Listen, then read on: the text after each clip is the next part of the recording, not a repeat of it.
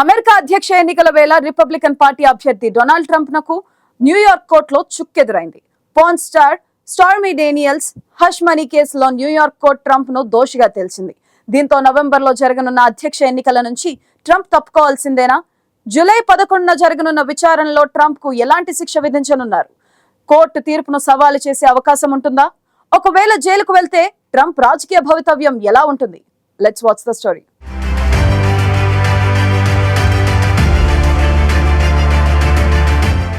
America మాజీ అధ్యక్షుడు Donald Trump కు ఎన్నికలు దగ్గర పడుతున్న కొద్దీ ఇబ్బందులు తప్పడం లేదు. పోర్న్ స్టార్ స్టార్మీ డేనియల్స్ తో అక్రమ సంబంధం కేసులో నమోదైన అభియోగాలన్నీ రుజువయ్యాయి. 34 కేసుల్లో ఆయనను న్యూయార్క్ కోర్టు దోషిగా తేల్చింది. పోర్న్ స్టార్ అయిన స్టార్మీ డేనియల్ తో ట్రంప్ ఏకాంతంగా గడిపారంటూ ఆయనపై ఆరోపణలున్నాయి.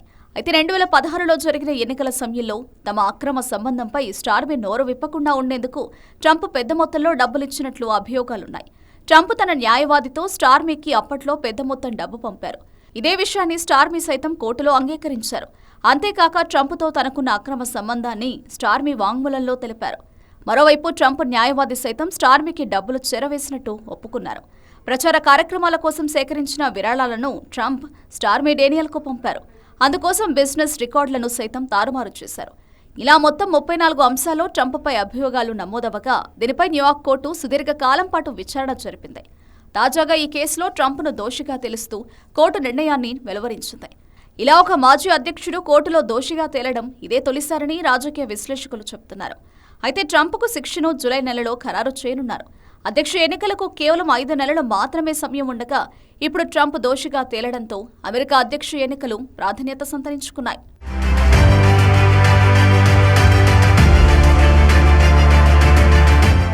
మరోవైపు ట్రంప్ దోషిగా తేలడంతో ఆయన జైలుకు వెళ్లడం ఖాయమని తెలుస్తోంది. అయితే ఖచ్చితమైన సమాధానం చెప్పలేమని న్యాయ నిపుణులు చెబుతున్నారు. జూలై 11న ట్రంప్కు కోర్టు శిక్ష ఖరారు చేయనుంది. బిజినెస్ రికార్డులను తారుమారు చేయడం అనేది న్యూయార్క్లో చిన్న నేరంగానే భావిస్తారు. గరిష్టంగా 4 ఏళ్లు మాత్రమే జైలు శిక్ష ఉంటుంది. అయితే దీనిపై పూర్తి విచక్షణాధికారం న్యాయమూర్తికే ఉంటుంది. ఖచ్చితంగా జైలు శిక్ష విధిస్తారని కూడా చెప్పలేమని అక్కడి న్యాయ నిపుణులు చెబుతున్నారు. అధ్యక్ష ఎన్నికలు సమీపిస్తున్న నేపథ్యంలో వాటన్నింటినీ పరిగణలోకి తీసుకునే అవకాశం ఉందని భావిస్తున్నారు. ఒకవేళ జైలు శిక్ష కాకపోతే జరిమానా కూడా విధించే అవకాశాలు ఉన్నాయని తెలిపారు. ఇంతకంటే తీవ్రమైన మరో 3 కేసుల్లోనూ ట్రంప్ అభియోగాలు ఎదుర్కొంటున్నారు. అయితే ఆ కేసులేవి ఎన్నికల ముందు విచారణకు వచ్చే అవకాశం లేదని ట్రంప్ న్యాయవాదుల బృందం ధీమాగా ఉంది. ఇక కోర్టు కేసులతో అధ్యక్ష ఎన్నికల్లో ట్రంప్ అభ్యర్థిత్వానికి ఎలాంటి ఢోకా ఉండదని న్యాయవాదులు చెబుతున్నారు. నేరారోపణలు రుసువైతే ఎన్నికల నుంచి వైదొలగాలనే నిబంధన ఏదీ లేదని తెలిపారు. 1920లో ఓ సోషలిస్టు నేత జైల్లో ఉండే అధ్యక్ష ఎన్నికల్లో పోటీ చేశారని, ఇప్పుడు ట్రంప్ సైతం అలానే ఎన్నికల ప్రచారంలో పాల్గొనవచ్చని తెలిపారు. ఇక ట్రంప్ దోషిగా తేలి హౌస్ అరెస్ట్ అయినా ఎలాంటి ప్రాబ్లం లేదని, వర్చువల్గానే ట్రంప్ ప్రచారం నిర్వహిస్తారని ఆయన కోడలు Republican national committee co chair Lara Trump తెలిపారు.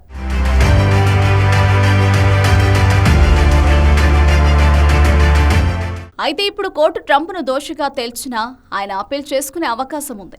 అందుకోసం ఇప్పటికే ఆయన న్యాయవాదుల బృందం ఆ పనులను ప్రారంభించింది. మరోవైపు ఈ కేసులో తాను అమాయకుడినని అవినీతిపరుడైన ఒక వివాదాస్పద న్యాయమూర్తి జరిపిన విచారణ అంటూ ట్రంప్ ఆరోపించారు. అసలైన తీర్పును నవంబర్ 5న అమెరికా ప్రచురిస్తారన్నారు. తన గురించి దేశ ప్రజలకు బాగా తెలుసుని దేశం కోసం న్యాయం కోసం పోరాడుతూనే ఉంటానన్నారు.